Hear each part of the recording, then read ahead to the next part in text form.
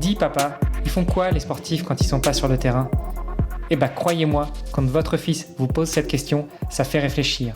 Surtout quand on sait que pas mal d'entre eux jonglent avec un ou plusieurs jobs pour pouvoir joindre les deux bouts.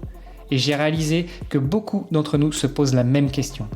C'est pour ça qu'il y a quelques années, j'ai décidé de lancer le podcast Dans les vestiaires pour plonger dans cette double vie. Parce que derrière chaque athlète, il y a une histoire et parfois un autre métier. À peu près au même moment, j'ai rejoint ePlayer, un cabinet de recrutement spécialisé dans les recherches critiques. Alors moi, je suis recruteur tech et avec mon associé, on aide les entreprises à trouver les perles rares, mais on accompagne aussi les entités qui veulent définir ou redéfinir une politique de recrutement. Et je peux vous dire que des sportifs de haut niveau, croisés au gré de nos chasses de candidats, on en a vu un sacré paquet. Et oui, parce que, encore une fois, vivre de son sport n'est pas si facile quand on n'est pas installé au plus haut des podiums depuis des années. Et encore, comme une marque bien installée, il faut y rester et se réinventer sans cesse. Du coup, à travers les histoires inspirantes de mes invités, je vous propose de découvrir comment on peut répondre à nos enfants qui se demandent encore ce que font toute la journée ces sportifs de haut niveau. Parce que oui, entre sport et entrepreneuriat, il y a beaucoup de points communs. Et avec les JO de Paris qui approchent, c'était le moment de redonner vie à ce podcast. Alors restez après l'épisode, je vous donne tous les détails sur notre invité et je vous invite à aller voir la page sur le site vestiaire.org pour pouvoir le soutenir dans ses projets. Allez, c'est parti pour un nouvel épisode. Salut les sportifs, c'est Armano et je suis très heureux de vous recevoir pour ce nouvel épisode du podcast Dans les vestiaires. Aujourd'hui, on va parler avec un petit jeune, entre guillemets, bah oui, il a plus de la moitié de mon âge, et il fait un sport qu'on n'a pas encore abordé sur le podcast. Il joue à la baballe. Bon, c'est un petit peu vulgaire la façon dont je le dis, mais voilà, c'est pour mettre un peu dans l'ambiance. Je suis très heureux de recevoir Maximilien Fleury. Salut Maximilien. Salut Armano, merci pour ton invitation. Très cool, très heureux d'échanger avec toi aujourd'hui. Eh ben écoute, c'est un plaisir. Est-ce que si pendant le podcast un petit Max m'échappe, ça te dérange ? Bien sûr, ouais, Maximilien c'est un peu long, surtout s'il le répète plusieurs fois, donc il y a pas de problème, t'inquiète. Ça marche. Écoute, ce que je te propose, c'est de te présenter. Les invités le font bien mieux que moi. Mais juste avant, je voulais revenir rapidement sur ton palmarès. Je sais que tu es issu d'une famille de sportifs, en tout cas d'un papa de sportif qui a excellé dans un autre sport que le tennis. Mais ça, tu nous en diras plus. Toi, à ton niveau, tu commences le tennis à 8-9 ans, tu commences à te rendre compte que tu performes un peu vers 12-13 ans, là tu commences à gagner quelques tournois, à 13 ans tu gagnes même le tournoi adulte de ton club, tu es le numéro 1 de ton club, tu es un peu l'attraction dans la région, et puis c'est là que tu commences à te dire qu'il y a peut-être quelque chose à faire. 15-16 ans, tu commences à gagner encore plus, tu es vice-champion du Morbihan dans ta catégorie d'âge, tu es vice-champion de Bretagne par équipe, et puis après le collège, le lycée, et avant d'arriver aux études supérieures et de reprendre véritablement sérieusement le tennis, tu as une révélation, en tout cas quelqu'un te dit que tu peux y arriver et que tu peux te refixer des objectifs. On va revenir avec toi sur tout ça, mais avant tout, dis-nous tout, qui est Maximilien Fleury ? Et bah écoute, t'as fait déjà un bon petit résumé. Alors qui je suis ? Bah là actuellement j'ai 22 ans.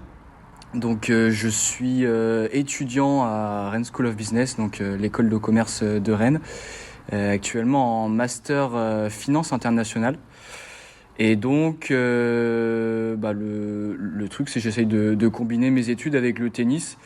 J'ai en effet le statut de sportif de haut niveau universitaire, ce qui me permet donc d'aménager mon emploi du temps un petit peu à mes souhaits pour pouvoir continuer de pratiquer le tennis malgré le fait que le travail personnel au niveau de mes études est de plus en plus important.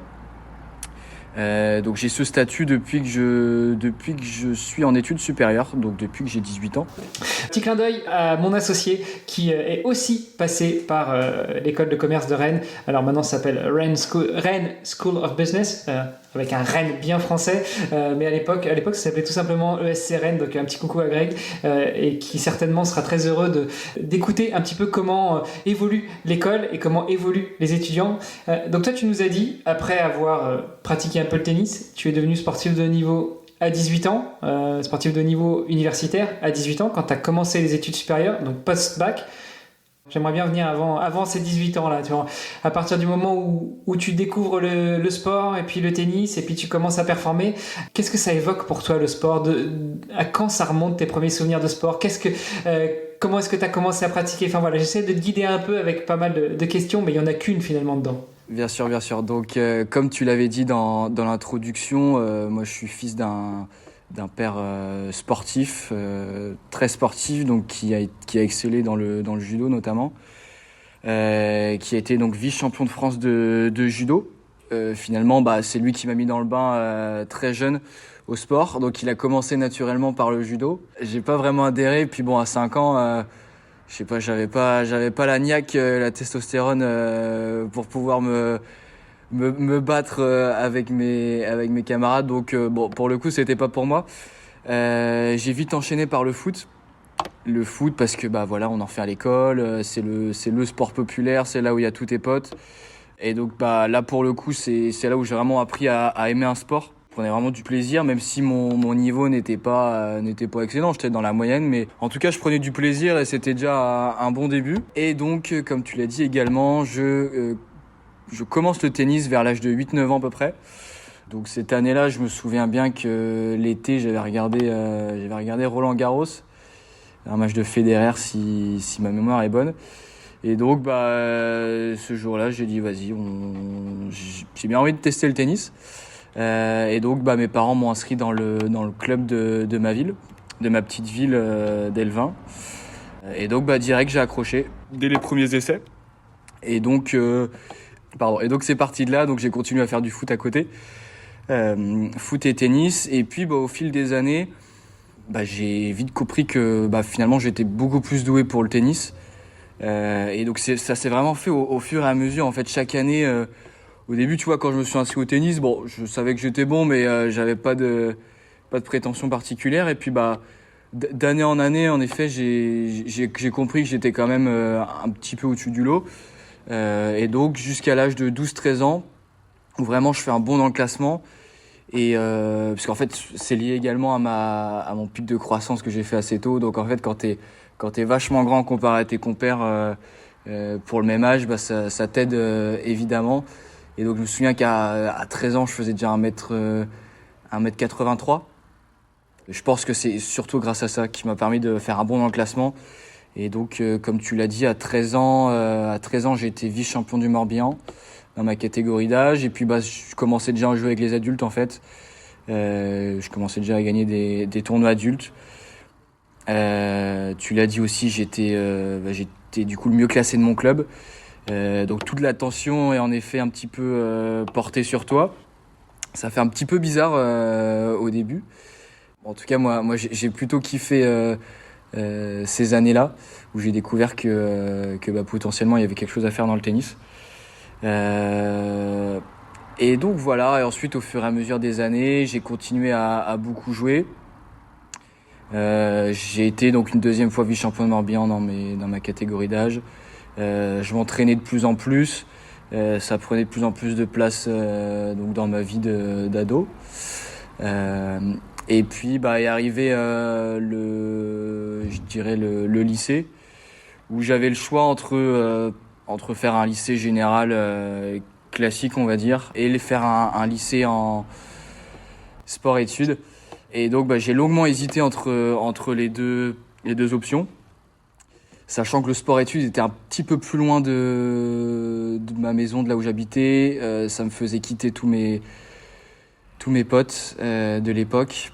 Et donc malgré le fait qu'il y avait une structure de tennis très importante et qui m'aurait permis de jouer un maximum et d'atteindre sûrement mon potentiel maximal au tennis, j'ai décidé de suivre le cursus général normal, donc sans sport-études, donc à Vannes, le lycée à Vannes, pour notamment des raisons familiales, personnelles. J'avais pas vraiment envie de quitter le cocon familial. J'avais besoin également de garder mes potes. Donc voilà, c'est surtout pour ça. Est-ce que je regrette aujourd'hui ? Pas forcément, parce que ça a été des très belles années dans mon lycée. Et alors même si j'ai fait moins de tennis que si j'avais fait sport-études, Enfin, j'ai vraiment aimé ces années-là. Je continue à faire du tennis également à côté, forcément, même si c'était moindre. Mais bon, voilà ce qu'il en est pour ma scolarité. Donc je continue évidemment à jouer énormément, donc jusqu'au jour où j'ai passé mon bac. Et donc pareil, en fait, au bac, j'ai eu une option sportive de haut niveau qui m'a permis d'avoir des points en plus. Donc ça, c'est plutôt pas mal. Et ensuite, je suis entré dans les études supérieures. Et là, donc tu l'as rappelé aussi, donc c'est pas que j'avais abandonné le tennis, mais voilà, ma priorité c'était vraiment les études. Et de plus en plus, voilà, on laisse son rêve entre guillemets de côté. Et donc en arrivant en études supérieures, j'ai un entraînement le jeudi après-midi, je me souviens bien, avec Erwan Tortuyo, donc qui est l'entraîneur de Adrien Manarino. Adrien Manarino qui est actuellement 23e mondial, qui est numéro 2 français. Et donc voilà, pour moi c'était vraiment très cool de pouvoir me faire entraîner par quelqu'un qui avait son prestige et sa passion pour le tennis. Donc il m'a donné un petit peu plus de niaque par rapport à ça, et puis il m'a dit que j'avais le classement requis pour pouvoir avoir le statut de sportif de haut niveau universitaire. Donc il m'a expliqué un petit peu en quoi ça consistait, et donc il m'a dit que ça pouvait me permettre de continuer de faire des compétitions, de continuer de m'entraîner, tout en gardant les études de côté, et puis faire un petit peu un mix des deux, pouvoir moduler mon emploi du temps selon mes envies. Et donc évidemment, moi j'ai adoré ce qu'il m'a vendu, donc depuis j'ai ce même statut, je reste toujours en contact avec cet entraîneur, et puis voilà quoi, je combine le tennis et les études, même si je te l'ai dit, hein, moi le tennis j'en ferai jamais mon métier. Je tiens quand même à garder un certain classement et un certain niveau, mais j'en ferai jamais mon métier, j'en suis conscient, et je l'ai accepté, et c'est très bien comme ça. Ouais, pendant que tu me parlais, tu parlais de ton papa au tout début, et je regardais la liste des sportifs de haut niveau. C'est marrant, il y a pas mal de fleuris, donc qui ont le même nom de personnes, qui ont le même nom de famille que toi, qui sont non seulement listés sur la liste des sportifs de haut niveau du ministère des Sports, mais aussi qui ont comme spécialité le judo. Enfin, il y en a pas mal. Il y en a 2 dans le judo, et il y en a beaucoup d'autres dans d'autres sports. Donc historiquement, Fleury, ça reste une famille de sportifs, non ? Sûrement, il y a sûrement des branches quelque part. Je sais que j'ai aussi un arrière-grand-père qui était irlandais et qui a joué pour l'équipe nationale irlandaise de rugby. Et donc pareil, c'est du côté de mon père. Donc c'est un Fleury, et donc oui, en effet, je pense que c'est une bonne lignée de sportifs. Et du coup, donc toi, le judo, ça t'a pas trop branché, ça t'a pas trop intéressé à ce moment-là. C'était quoi ? C'était le côté sport individuel, sport de combat, ou c'était pas le sport des potes et du coup t'étais plutôt attiré par le foot ? Alors ouais, c'est un peu des deux. Déjà, je pense que c'est le fait que ce soit un sport de combat, c'est quelque chose qui, surtout à l'époque, m'intéressait pas du tout. J'étais un enfant qui vraiment était très doux, très timide, etc. Donc j'avais aucune envie, je te dis, d'entrer sur le tatami et d'en découdre avec mon adversaire.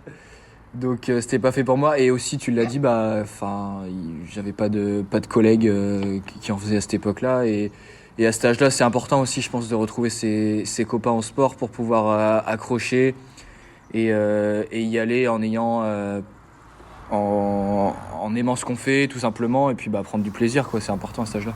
J'avais d'autres questions sur la partie sportive de haut niveau universitaire. Déjà tu me dis que tu as pu demander ce statut au regard de tes résultats, donc après avoir échangé avec l'entraîneur d'Adrian Manarino. Ça y est, c'est passé. Et du coup, donc toi, tu as demandé ce statut. Tu nous dis que ça te permet d'aménager un petit peu ton emploi du temps comme tu veux. Est-ce que ça veut dire aussi que tu peux faire des études plus longue, parce que souvent des sportifs de niveau qui ont un double projet, au lieu de faire 2 ou 3 ans dans une filière, vont avoir un temps d'études qui vont être un peu plus rallongé, d'une année, 1 année et demie, voire 2 ans, voire le double de la durée. Est-ce que c'est ton cas aussi? Alors je pense que j'aurais pu le faire comme ça. Malgré tout, bah, j'ai décidé de suivre le cursus quand même initial, comme mes collègues. J'avais pas forcément l'envie d'allonger mes études. En tout cas, enfin moi j'arrive à le faire comme ça. J'ai pas non plus l'envie de. Enfin, tu vois, moi je te dis le tennis, même si c'est toute ma vie, j'ai envie de te dire, mais je sais que j'en ferai pas mon métier, donc ma priorité c'est vraiment les études. Et voilà, j'ai vraiment pas envie de prendre du retard par rapport à ça. Et aujourd'hui, j'arrive à combiner, je te dis, très bien ma vie d'étudiante avec ma vie sportive. Et en tout cas, j'ai pas senti le besoin d'avoir plus de temps. Voilà, même si je pense que j'aurais pu demander à l'avoir, mais c'est pas quelque chose auquel je prétendais en tout cas. Et du coup, ça veut dire quoi être sportif de niveau universitaire et pouvoir aménager un petit peu son agenda? Il y a des cours où tu n'assistes pas et après tu les rattrapes. Enfin, ça se matérialise comment? Ouais, c'est ça. En fait, j'ai le droit de louper des cours pour des entraînements ou des compétitions. Très concrètement, la semaine dernière, j'avais une compétition sur 3 jours et bah, mes absences ont été justifiées auprès de l'école. Après, les cours sont mis sur Internet. Voilà, j'ai des copains avec qui je peux demander les cours, donc ça se fait plutôt bien. Mais c'est surtout voilà au niveau des absences, j'ai pas de soucis, j'ai pas à courir à droite à gauche à appeler. C'est quand même un vrai avantage quand tu es sportif, c'est que tu peux mettre des compétitions quand tu veux, sans regarder ton emploi du temps scolaire. Et donc ça, depuis l'UT, j'ai ça. Alors attention, j'essaye de pas trop m'en servir et de pas faire des excès là-dessus parce que je pense que je pourrais vite voilà, louper plein de cours par semaine et le justifier comme ça alors que pas forcément. Mais voilà, en tout cas, ça me suffit largement pour pouvoir continuer le tennis. Et voilà, c'est très bien comme ça, j'ai pas besoin de plus, mais c'est voilà, c'est très avantageux en tout cas.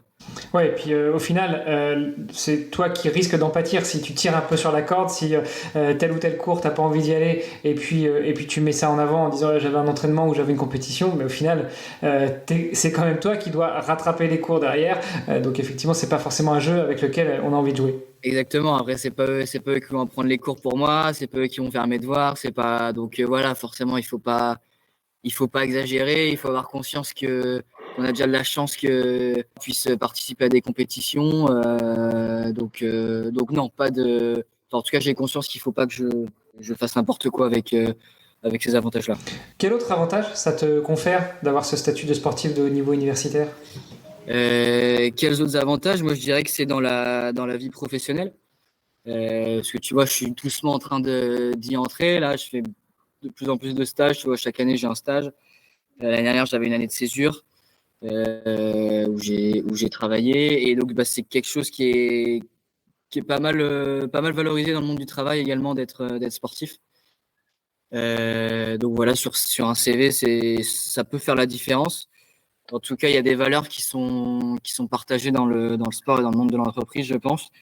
Et beaucoup de boîtes en ont conscience.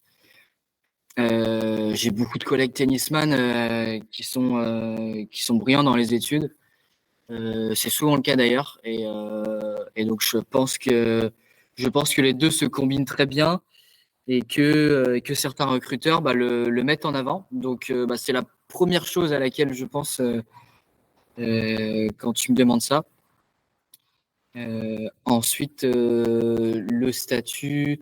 Bah, le statut en lui-même, voilà, je ne vais pas le crier sur tous les toits. C'est quelque chose qui doit me servir au quotidien, mis à part ma vie professionnelle et ma vie sportive, voilà, en dehors de ça, on est comme tout le monde et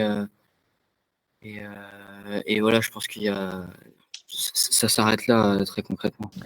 Tu disais aussi tout à l'heure que le tennis, tu t'es fait une raison, tu veux pas forcément en faire ton métier.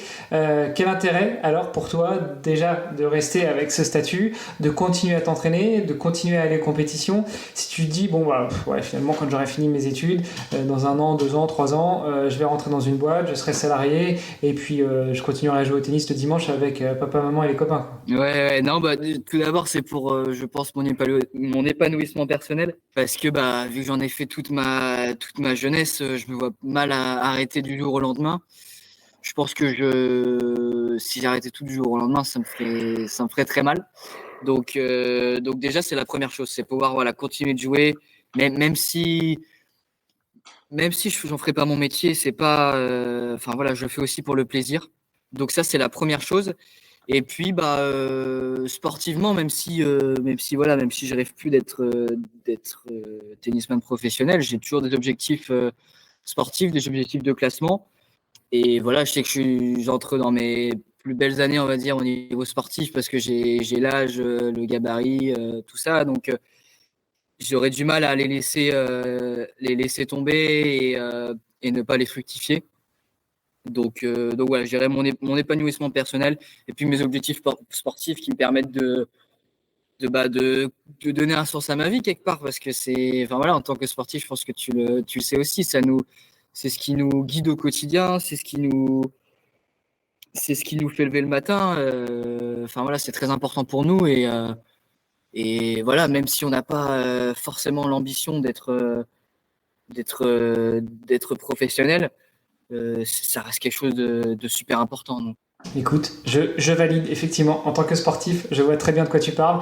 Et puis tu disais que tu vivais tes plus belles années. Ça veut rien dire, hein. Je te l'ai dit, j'ai le double de ton âge, presque. Et pourtant, j'ai vécu ma plus belle année sportive cette année 2023. Ouais, bah, t'as raison, bah, Djokovic en ce moment, il rafle tout, il a 36 ans. Donc je sais que la carrière sportive, elle est de moins en moins courte en tout cas. Enfin, moi je trouve que les athlètes en ce moment, ils nous prouvent que on peut continuer à exceller même à un âge avancé. Donc non, t'as raison, je m'en fais pas à ce niveau-là. Tu es en finance internationale, donc toi, les sous-sous, compter, tout ça, tu connais. Et c'est justement l'essence même de ce podcast, c'est de donner la parole aux sportives et aux sportifs de haut niveau pour comprendre justement comment est-ce qu'ils vivent d'eux et par leur carrière, alors toi, par leur passion.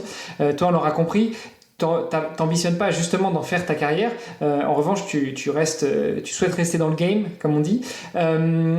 Et puis, malgré tout, pour aller t'entraîner, pour aller sur les compétitions, pour tous les à côté, parce que quand on parle de sport, on ne pense pas forcément à toutes les disciplines qu'il y a autour. Il y a effectivement d'autres sports, il y a l'alimentation, il y a la récupération, il y a le sommeil, etc.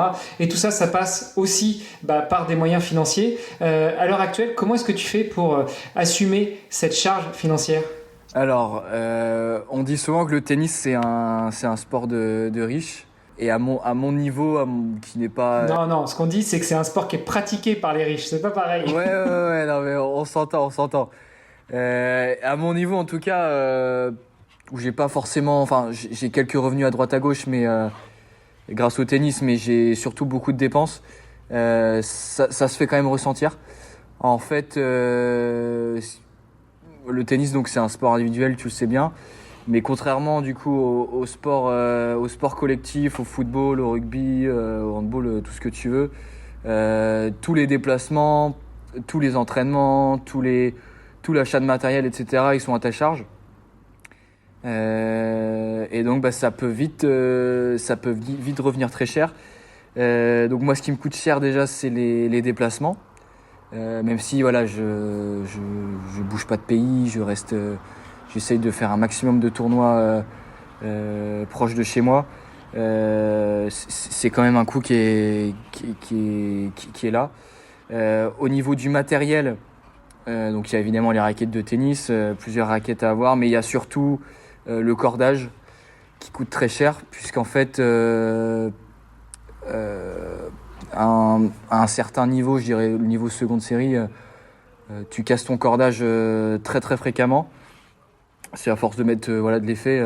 Moi, en fait, si tu veux un ordre d'idée, je casse mon cordage tous les 4-5 heures de jeu. Un pro, enfin, Rafa, il doit les casser tous les 1 ou 2 heures. Et à l'inverse, un joueur du dimanche, il va casser son cordage une fois par an, même pas.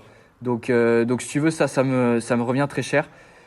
Et donc si tu additionnes toutes ces dépenses, en effet, ça fait quelque chose de conséquent. Et comment je fais pour m'en sortir? En fait, le tennis, ça représente quasiment la grande majorité de mes dépenses au quotidien. En fait, je sors beaucoup moins que mes collègues, ça tu peux t'en douter. J'essaye de faire attention à droite à gauche. J'ai mes parents évidemment qui m'aident financièrement encore. Et voilà, on serre la ceinture, hein, j'ai envie de te dire. Il m'arrive de gagner un petit peu de sous avec le tennis, mais c'est des 100 euros, 200 euros, 300 euros à droite à gauche. Ce qui est déjà pas mal, hein, mais qui sont vite, réinvestis dans la pratique du tennis. Donc voilà, on fait comme on peut, on maximise tout à l'extérieur, on met tout sur le tennis et puis on remercie les parents aussi qui nous aident, hein, forcément. T'as une idée à peu près de combien te coûte une saison de tennis? Alors une saison normale, régulière, parce que j'imagine que ça dépend aussi des tournois que tu fais, des compétitions, de ton classement, etc.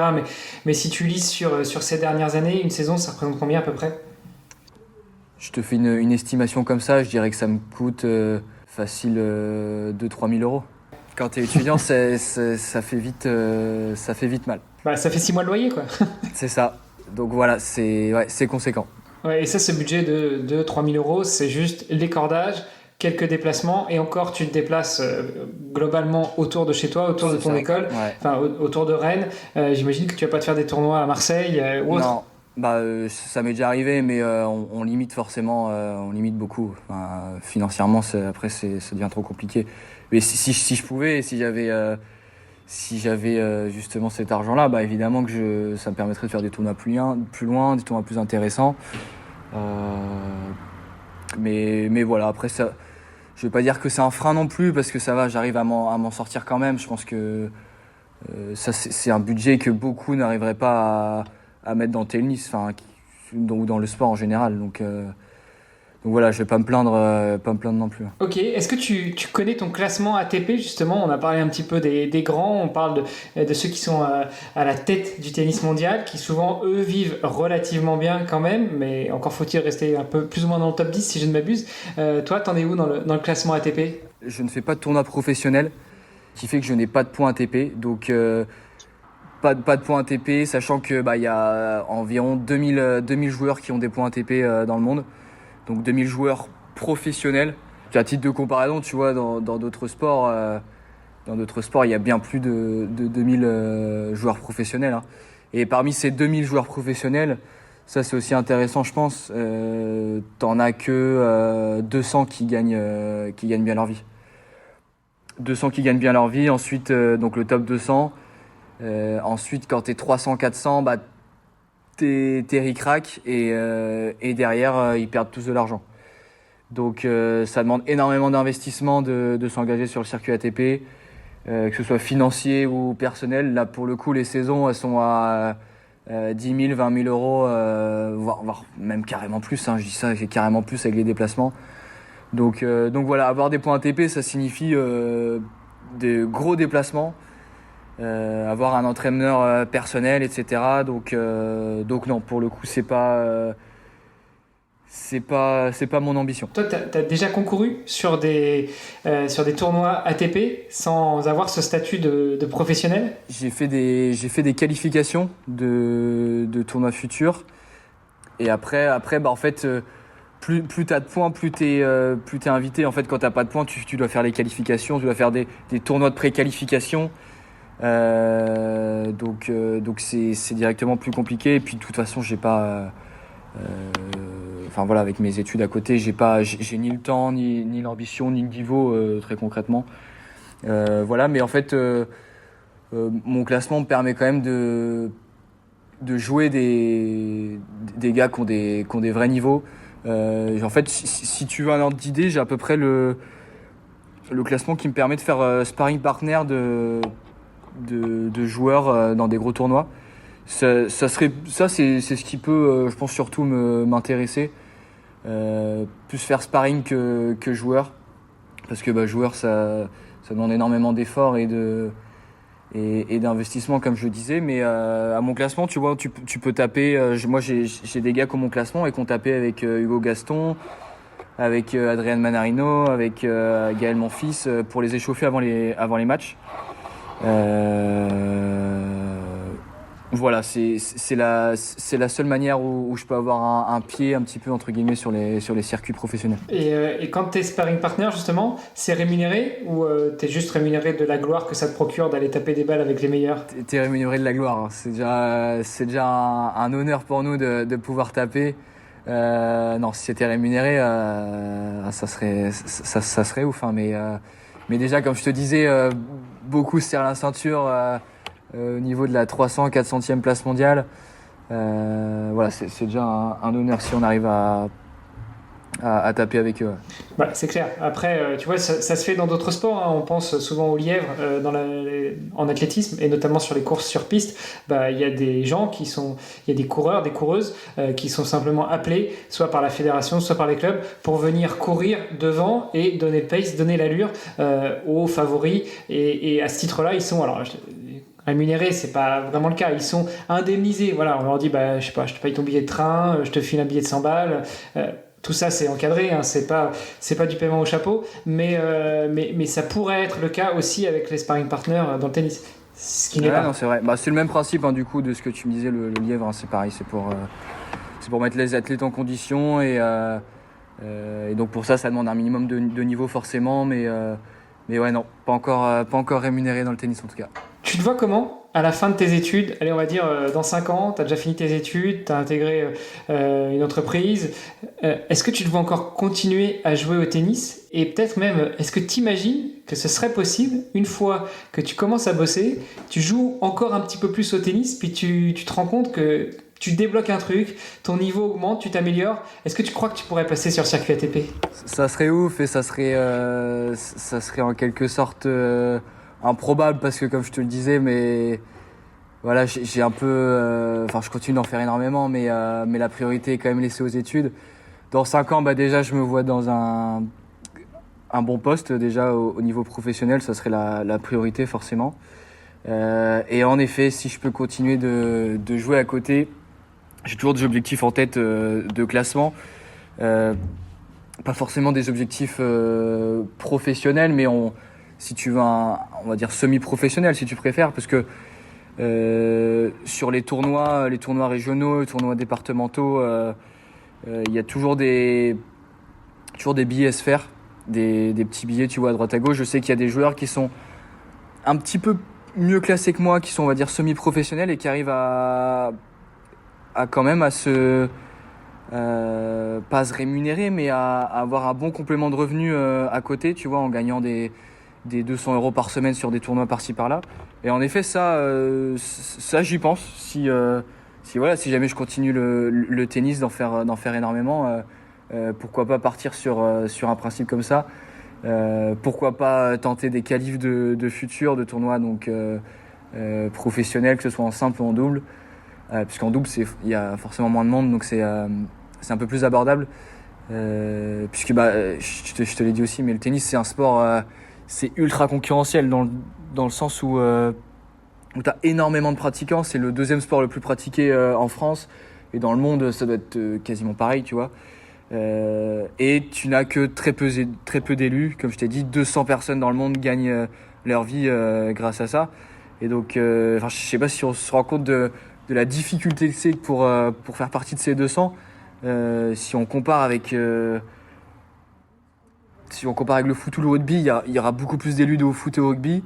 Et si on compare avec des sports, d'autres sports individuels, ils seront forcément moins concurrentiels que le tennis. Donc c'est pour ça que c'est extrêmement difficile, et j'ai pas envie de passer à côté de quelque chose professionnellement parlant en me focalisant sur le tennis. Mais ça fera toujours partie de ma vie en tout cas, et j'ai toujours des objectifs à court terme, ça c'est clair. Bon après, effectivement, hein, le tennis, il y a beaucoup moins d'élus que dans le foot, que dans le basket, que dans d'autres sports, mais c'est aussi lié au fait que le tennis, finalement, hormis quand on joue en double, ça reste un sport individuel. Donc on ne constitue pas une équipe de tennis, là où on va constituer une équipe de foot, on va avoir 11 mecs, une équipe de rugby, on va avoir 15 mecs, 15 filles, etc. etc.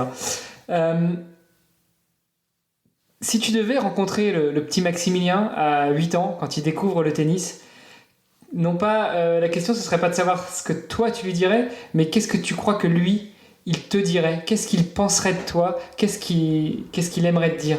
Je pense qu'il serait fier d'un côté. Fier parce que il y a eu quand même pas mal de travail, pas mal de sacrifices. Et donc lui, en effet, il avait plein de rêves, hein, comme beaucoup d'enfants qui se donnent à fond dans leur sport. Donc il serait fier, et je pense que d'un côté il me dirait mais t'arrêtes pas là, et continue, fonce, enfin donne encore tout ce que t'as 22 ans, t'es encore jeune, et voilà, le sport c'est en toi, donc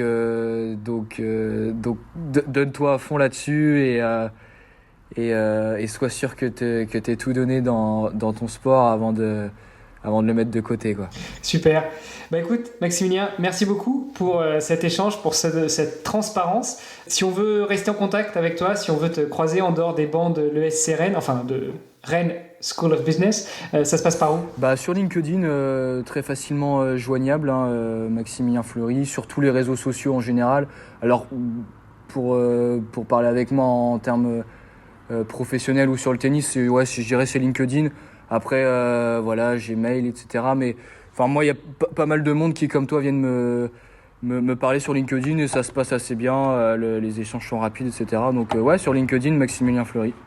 Sans souci. Et puis j'en témoigne, tu réponds, et puis de toute façon je mettrai les liens dans les notes de l'épisode. Maximilien, on te souhaite une bonne continuation, éclate-toi bien encore cette année scolaire, cette saison sportive, et puis j'espère qu'on aura l'occasion un jour, alors je te proposerai pas d'aller taper des balles, parce que comme tu le vois j'ai des lunettes et moi j'ai un problème pour les balles, mais c'est pas grave, faire un petit peu de sport, ça sera toujours sympa. Avec grand plaisir, merci beaucoup Hermano pour ton invitation et pour l'échange, c'était très sympathique.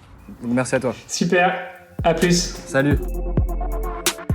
Derrière chaque médaille, chaque record, il y a une histoire, et j'espère que vous avez apprécié celle de Maximilien Fleury que vous venez d'entendre.